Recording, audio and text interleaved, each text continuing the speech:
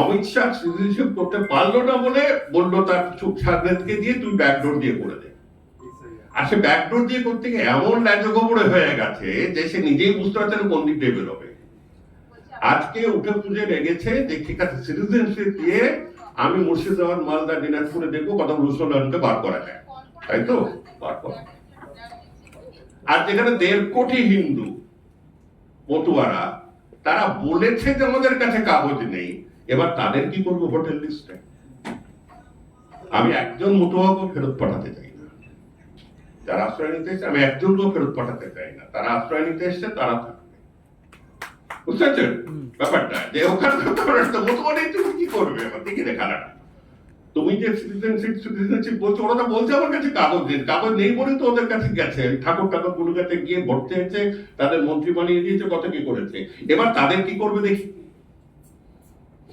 এটা দেখবার জন্য বসে আছে। দেখুন, একটা জিনিস বুঝতে হবে যে বাংলার সামাজিক শ্রেণীর ব্যবস্থা এমন ভাবে আছে যেখানে তারা এখন অব্দি অনেক আমাদের মধ্যে কিন্তু উদারতা আছে যেটা ভারতবর্ষে নেই। এখন ওই বাংলায় কোনোদিন কেউ কাউকে জিজ্ঞেস করে না তো জাতি কি রে, কেউ কাউকে পানি জল এই নিয়ে কোনো কথাবার্তা আমরা বলি না।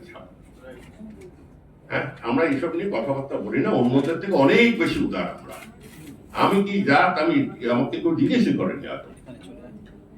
আমার এক বন্ধু বলেছে বজ্জাত, যাই হোক, তো সে যে যাই হোক এইসব নিয়ে থাকে।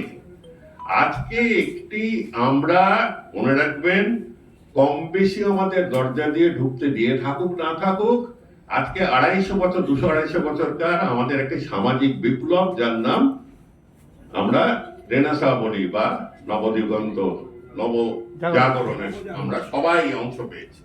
বাংলার প্রত্যেকটি মানুষ অংশ পেয়েছে, না দিতে চাইলেও না কোনা টানা পেয়ে গেছে। আমাদের মধ্যে একটা উদারতা আছে।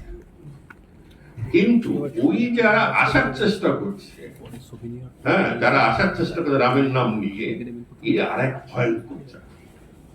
এখন আমাদের মতো সাধারণ লোকদের অবস্থা কি? একবার যখন মমতা বললেন যে আপনি আসুন, আমি এলাম, এসে তারপর দেখি তাকে দিকে বোমা, পামচোর, ডানচোর, মামচোর, সংচোর, আরিবাবার মতো। হ্যাঁ, আরিবার 40টা ছিল, এখানে গোনাও যায় না কটা ছিল। আমি ক্রমশ বেরিয়ে চলে এসেছি।